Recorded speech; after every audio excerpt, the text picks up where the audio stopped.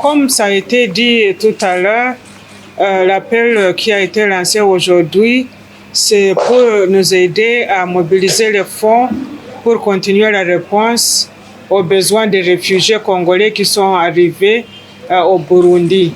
Le plan de réponse a été lancé aujourd'hui sous le leadership du gouvernement, particulièrement par Monsieur le ministre de l'Intérieur, mais nous avons aussi eu Monsieur le ministre des Affaires étrangères. Et ce plan, c'est pour aider tous les acteurs qui sont déjà sur le terrain en train de faire leur mieux à répondre aux besoins des réfugiés sous le lead de notre agence de Haut Commissariat des Nations Unies pour les réfugiés qui prend le lead toujours dans les situations des réfugiés. Nous avons confiance que notre plan va être attendu par les partenaires qui sont en train déjà de nous aider, de nous donner les contributions, mais qui ne suffit pas. Nous avons lancé ce plan en présence de vous, les médias, parce que nous savons que vous, les médias, vous jouez un rôle très important pour passer les informations et nous espérons que les informations que vous allez publier pour la presse nationale et internationale vont nous aider à atteindre l'attention des partenaires au développement ici au Burundi et au-delà pour pouvoir mobiliser les fonds requis pour cette réponse. L'appel d'aujourd'hui a été estimé à 33 millions de dollars pour une période de 4 mois. Et bien sûr, comme vous le savez, si l'afflux de réfugiés continue au-delà de cette période et aussi les nombres qui sont en train d'augmenter, les besoins vont augmenter au-delà de ces montants de 33 millions. Mais pour aujourd'hui, nous avons lancé ce plan avec les besoins qui sont estimés à 33 millions de dollars. Pour le moment, nous avons eu une réponse urgente de l'Union européenne à travers son agence humanitaire ECHO, qui a mis 3 millions de dollars de disponibles.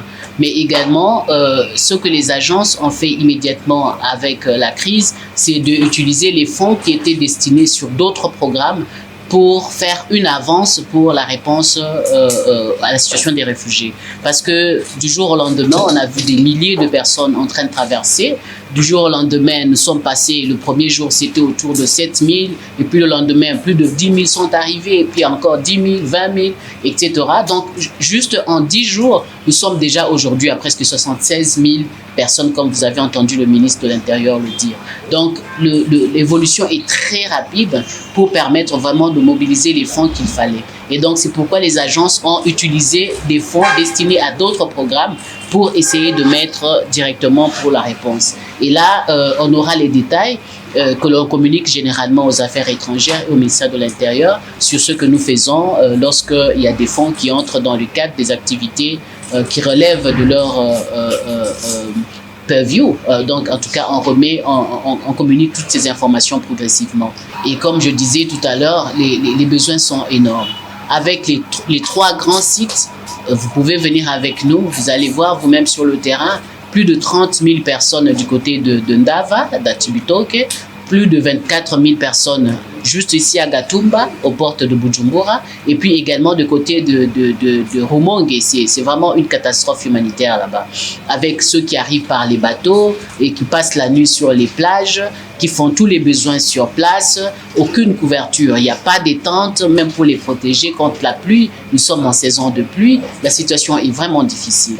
Et c'est ça qui fait aussi que déjà la situation médicale commence à se détériorer avec les cas de choléra. Madame la ministre de la Santé était elle-même hier à Gatumba, elle a vu et elle a déjà déployé une équipe, mais ce n'est pas suffisant parce que dans le rapport d'hier, on parlait presque de 50 personnes, excusez-moi, de 50 cas de choléra. Et puis, il y avait aussi autour de 80 personnes déjà hospitalisées. Donc, on doit faire vite, on doit réagir pour éviter que la situation ne continue à se détériorer. Et tout ce monde doit manger. Vous et nous, nous mangeons, n'est-ce pas? Donc, il faut que les gens mangent, et ne serait-ce qu'un repas par jour. Et ça, c'est des besoins qui ne peuvent pas attendre. Il faut qu'il y ait des abris pour les protéger contre la pluie, contre les intempéries. Ça ne peut pas non plus attendre. Et puisque les gens sont à la frontière, avec la situation sécuritaire qui n'est pas encore stable du côté du Congo, ils ne peuvent pas rester là-bas parce que vous avez également suivi qu'il y a eu quelques obus qui étaient tombés la semaine passée au niveau de Chibitoke. Donc, on ne peut pas garder les réfugiés à la frontière on doit, comme le gouvernement a déjà défini un site, ils vont être transférés vers le site qui sera plus sécurisé, mais tout ça, c'est des moyens qu'il faut. Rien que le transport, pour transporter 20 000 personnes de Gatumba, les bus ne prennent pas plus de 60 personnes. Donc, imaginez le nombre de bus qu'il faut, imaginez ce qu'il faut en termes de carburant. Donc, tout ça, c'est des ressources qui sont urgentes, dont on a besoin urgent pour pouvoir répondre aux besoins de ces réfugiés. Et en même temps, ça ne s'arrête pas. Malheureusement, ça continue. Et donc, les chiffres vont continuer d'évoluer. Et nous espérons vivement que nos partenaires au développement et financiers pourront venir pour accompagner le Burundi dans la réponse à cette situation humanitaire. Le processus pour rétablir la paix dans les régions, dans les sous-régions, sont en cours. Comme vous le savez, les Nations Unies viennent en appui aux organisations régionales qui sont en première place pour trouver les solutions dans cette situation. Nous avons l'envoyé spécial du secrétaire général pour la région de Grand Lac qui est déjà en train de travailler avec les organisations régionales, avec les États membres qui sont impliqués.